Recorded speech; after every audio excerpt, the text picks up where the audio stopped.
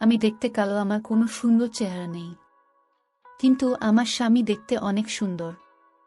আমার বড় মার কথায় আমি তাকে বিয়ে করেছিলাম, কিন্তু বাসর রাতে আমার স্বামী আমায় রেখে অন্য রুমে চলে গেল এবং ঘুমিয়ে পড়ল।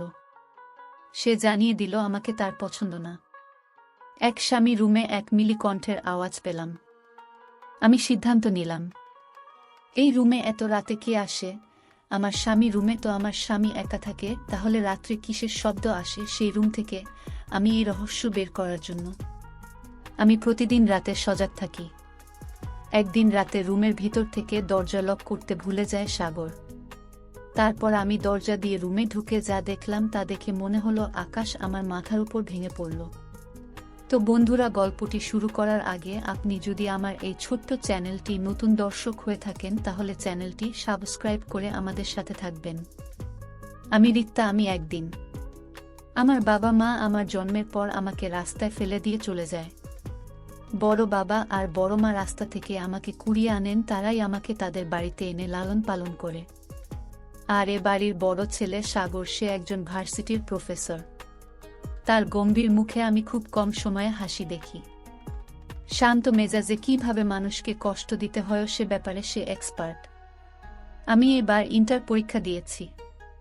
কাল আমার পরীক্ষা শেষ হয়েছে। আর বাড়িতে আসতেই বড়মা আমাকে তার রুমে ডাকে। আমি বড়মার রুমে যেতে আমাকে বড়মা একটা লাল টুকটুকে শাড়ি দিয়ে বলে, রিক্তা, এই শাড়িটা পরে আয় তো মা। কেন বড়মা, এখন কেন শাড়ি পারবো? আমার অনেক গরম লাগছে।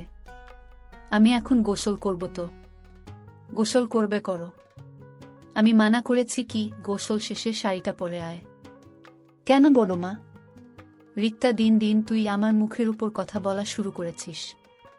তোকে শাড়ি পরতে বলেছি, শাড়ি পরবি, আর কোনো কথা শুনতে চাই না।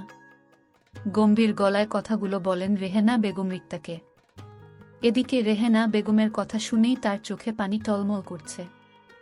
সে মাথা নিচু করে আসতে আসতে রুম থেকে নিজের রুমে ফিরে যায়। এ বাড়িতে বড়মা আর বড় বাবা ছাড়া কেউ আমাকে পছন্দ করে না। ছোট মা তো দেখলে নাক ছিটকে মনে হয় আমি কোনো নোংরা আবর্জনা, তাই আমাকে সবসময় দূর দূর করে। আমার বাবা মাকে আমার দেখার অনেক ইচ্ছা, সবার বাবা মা আছে, আমার কেন নেই?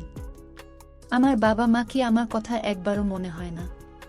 আমি তো জানি মায়েরা সন্তানের জন্য সব করতে পারে, তাহলে আমাকে কেন রাস্তায় ফেলে গেল? নিজের রুমে ঢুকে বিছানায় গা এলিয়ে দিলাম। আমার এই বেহালা চোখে মনে হয় সাগর আছে। এ তো পানি বলে তাও চোখের পানি ফুরোই না। গোসল করে শাড়িটা পরে ভেজা চুলগুলো ফ্যানের বাতাসে শুকিয়ে চুলগুলোকে খোপা করে বড়মার রুমের খাবার নিয়ে যাচ্ছিলাম। যাওয়ার সময় হঠাৎ তখন সাগর ভাইয়ের উপর খাবার পড়ে যায়। এদিকে বিরক্ত হয়ে আমার দিকে তাকিয়ে বলল, চোখ নাই নাকি তোর? দেখে চলতে পারিস না? বললেই চলে গেল সে। আমি দেখছি এই মানুষটা আমাকে দু চোখে সহ্য করতে পারে না, আর আমি তাকে দু চোখ ভরে দেখি।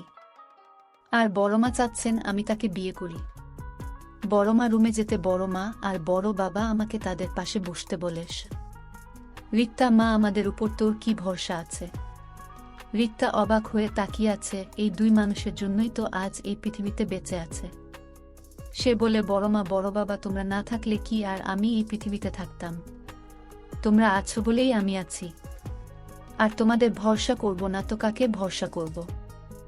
আমি জানি তোমরা আমার জন্য যে সিদ্ধান্ত নেবেন সেটা আমার ভালোর জন্য নেবেন। আমার আস্থা আছে তোমাদের উপর। রিতার কথা শুনে সাগরের মা বাবা মুখে একটা প্রাপ্তির হাসি ফুটে ওঠে। তারা রিক্তাকে বলে, রিক্তা মা, তোর কি কোনো পছন্দের মানুষ আছে? কথাটা শুনে আমার মনে আর মস্তিষ্কে সাগর ভাইয়ের কথা আর চেহারা ভেসে ওঠে। আমি বরাবর বাবার দিকে তাকিয়ে বলি, না, আমার তেমন কেউ নেই। আর থাকলে তো তোমাদের জানতাম, তাই না? আচ্ছা, তোমরা এসব কথা কেন বলছো? আমার কথা শুনে বড় বাবা আর বড় মা দুজন দুজনকে চোখের ইশারায় কথা বলছে। আমি তাদের মুখ চাওয়াচাওয়ি করছি। কিছুক্ষণ পর বড় বাবা বলেন, আমি একটা সিদ্ধান্ত নিয়েছি। রিক্তা বলে, কি সিদ্ধান্ত বড় বাবা? আমি তোর আর সাগরের বিয়ের সিদ্ধান্ত নিয়েছি। বড় বাবার কথা শুনে আমার বুকের মধ্যে ধুকপুকানি শুরু হয়ে যায়। আমি তো আর আমার বিয়ের কথাটা মস্তিষ্কে আসতেই আমার মাথা কেমন ঝিমঝিম করে ওঠে, যে মানুষটা মাকে কষ্ট দিয়ে আমাকে সবসময় কোনো কথা শুনতে পছন্দ করে, যে মানুষটা আমাকে পছন্দ করে না সে আমাকে বিয়ে করবে, এটা আমার বিশ্বাস হয় না। আমার গলা শুকিয়ে গেছে। আমি ঢোক গিলে বললাম, বড় বাবা কি সব বলছো? আমার আর বড় ভাইয়ার বিয়ে? ঠিকই বলেছি আমি। কেন, তোর কোনো আপত্তি আছে কি? আমার জানা মতে তো কোনো আপত্তি থাকার কথা নয়। বড়মা বলে, রিক্তা, আমরা যে সিদ্ধান্ত নিয়েছি তোর ভালোর জন্য। বিশ্বাস রাখ, তোর ভালোই হবে। আমি শুধু দুজনের মুখের দিকে তাকিয়ে দেখি তারা অধীর আগ্রহে তাকিয়ে আছে আমার কথা শোনার জন্য। আমি তাদের দিকে তাকিয়ে মুচকি হেসে বললাম, তোমরা যা করবে তাই হবে, আমার কোনো আপত্তি নেই। এরপরেই রাত 10টার পর আমার আর সাগরের বিয়ে হয়। রান্না করতে গিয়ে কালকের কথাগুলো ভাবছিলাম। হঠাৎ আমার গালে একটা জল পড়ায় আমি চমকে উঠি। সামনে তাকিয়ে দেখি সামনে তাকিয়ে দেখি সাগর ভাই দাঁড়িয়ে আছে আমার দিকে রাগী দৃষ্টিতে। তার এভাবে তাকানো দেখে আমার ভিতর ভয় ঢুকে যায়। এখন আবার কি বলবে আমাকে আমার এসব ভাবনার মাঝে? সাগর ভাই বলে ওঠে, তোকে কখন বলেছি আমার জন্য নাস্তা রেডি করতে, আর তুই এখানে দাঁড়িয়ে আছিস? শান্ত স্বরে কথাটা বলে। তার এমন শান্ত স্বরে কথা শুনে আমার ভয় লাগছে। আমি বললাম, আমি এখনই আপনার নাস্তা রেডি করছি। আসলে কফি করার জন্য গরম পানি করছিলাম, তার জন্য আমার দেরি, আপনি বসেন, আমি রাস্তা দিচ্ছি টেবিলে। কথাটা শুনেই সাগর রান্নাঘর থেকে টেবিলে গিয়ে বসে। তাড়াতাড়ি করে সাগর ভাইকে নাস্তা দিয়ে আমি চলে আসব, তখন সে পিছন থেকে বলে, আমাকে কি তোর ভিখারি মনে হয়? মানুষ কুকুর বিড়ালকেও খেতে দিয়ে পাশে দাঁড়িয়ে থাকে, সেখানে আমি একটা জলজ্যান্ত মানুষ। আমাকে কি তোর চোখে পড়ে না? সাগর ভাইয়ের কথা শুনে আমি ভয়ে ভয়ে বললাম, আমি দুঃখিত, আমাকে মাফ করে দেন। আমি এরপর থেকে এমন করব না বলেই তার পাশে গিয়ে দাঁড়ালাম। সে একমনে খেয়ে চলেছে, আমি যে তার পাশে দাঁড়িয়েছি। একবার তো জিজ্ঞাসা করতে পারে আমি খেয়েছি কিনা। মনে মনে কথাগুলো ভাবছিলাম, কখন যে তার খাওয়া হয়ে গেছে টের পাইনি। বড়মার ডাকে আমার ঘোর কাটে। কিরে রিক্তা, ওখানে দাঁড়িয়ে আছিস কেন? আর নাস্তা করবি কখন? অনেক বেলা হয়ে গেছে, তাড়াতাড়ি নাস্তা করে নে। বড়মার দিকে তাকিয়ে মুচকি হেসে বললাম, হুম, করে নিচ্ছি। তোমরা নাস্তা করছো? হুম, আমাদের সবার নাস্তা করার শেষ, তুই শুধু বাকি। তাড়াতাড়ি খেয়ে নে। হুম। দুপুর 1টা বাজে। দুপুরের খাবার সব রান্না করে টেবিলে রেখে দিয়েছি। যার যেটা প্রয়োজন সে নিয়ে খাবে। আমার শরীর আর চলছে না। কাল রাতে থেকে আমার পুরো শরীর ব্যথা করছে। কোনোরকম ভাবে বিছানায় শুয়ে পড়লাম। মনে হচ্ছে জ্বর আসছে, কেমন যেন ঠান্ডা লাগছে। দুপুরে খাবার টেবিলে সবাই একে একে বসে পড়ছে খাবার খাওয়ার জন্য। কিন্তু রিক্তাকে দেখতে না পেয়ে রেহেনা বেগম বলে, কি হলো, রিক্তা আসেনি এখনো খেতে? রেহেনা বেগমের কথা শুনে যামিনী বেগম মুখ বাঁকিয়ে বলে, ও আসেনি তো কি হয়েছে, ওর জন্য কি আমরা না খেয়ে থাকবো নাকি? আমি কখন বললাম রিক্তা না এলে আমরা খেতে পারবো না? বলনি, তাহলে অপেক্ষা করছো কেন? বলেই তিনি খাওয়া শুরু করেন। সবাই খাওয়া শুরু করে রেহেনা বেগম এর মনটা কেমন করে তার জন্য। তিনি খাওয়া শেষ করে তার খাবার প্লেটে সাজিয়ে নিয়ে তার রুমে এসে দেখে রিক্তা বিছানায় ফ্যান অফ করে কম্বল গায়ে জড়িয়ে শুয়ে আছে। রিক্তাকে এভাবে শুয়ে থাকতে দেখে তার কপালে ভাঁজ পড়ে। সে খাওয়ার টেবিলে রেখে রিক্তার পাশে বসে মাথায় হাত দিতেই চমকে উঠে ওর পুরো শরীর জ্বলে পুড়ে যাচ্ছে। তিনি তাড়াতাড়ি করে বাটিতে করে পানি আর একটা রুমাল ভিজিয়ে কপালে রাখে। তারপর তাড়াতাড়ি করে নিজের রুমে গিয়ে জ্বরের ওষুধ এনে খাওয়ায়। ওষুধ খাওয়ানোর ফলে আস্তে আস্তে তার জ্বর কমতে শুরু করে। রাত 8টা বাজে। রিক্তা বিছানায় শুয়ে মাথা ব্যথায় ভুগছে। মাথা প্রচণ্ড ব্যথা করছে। তার এ সময় মায়ের কথা মনে পড়ছে। তার মা থাকলে তাকে এ সময় একা রেখে কোথাও যেত না। তার মাথায় হাত বুলিয়ে দিত। তার কি খেতে ইচ্ছে করছে সেটা বানিয়ে খাওয়াতো। তাকে মাথায় হাত বুলিয়ে ঘুম পাড়িয়ে দিত। এসব কথা ভাবার সময় বুক থেকে দীর্ঘশ্বাস বের হয়।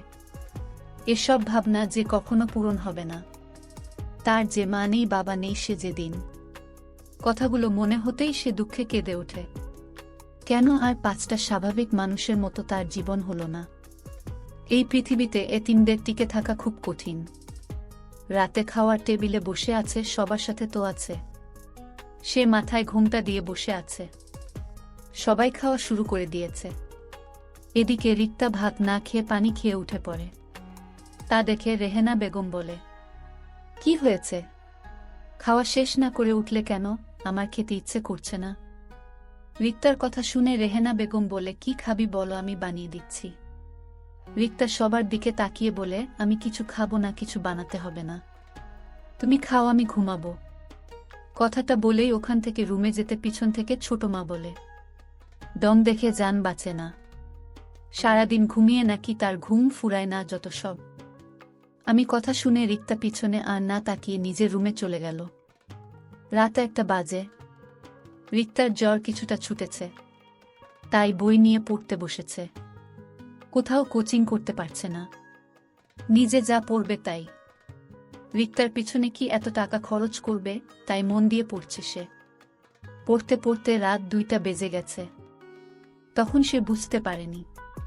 পড়ার টেবিল থেকে উঠে আয়নার সামনে দাঁড়িয়ে নিজেকে পরখ করে সে তো সুন্দর না দেখতে, উজ্জ্বল শ্যামলা, তা মুখটা ছোট ছোট, মুখের ব্রণের দাগ। তার মতো মেয়েকে কি করে এমন সুদর্শন পুরুষ পছন্দ করবে? অভিমান হলেও তুমি আমাকে।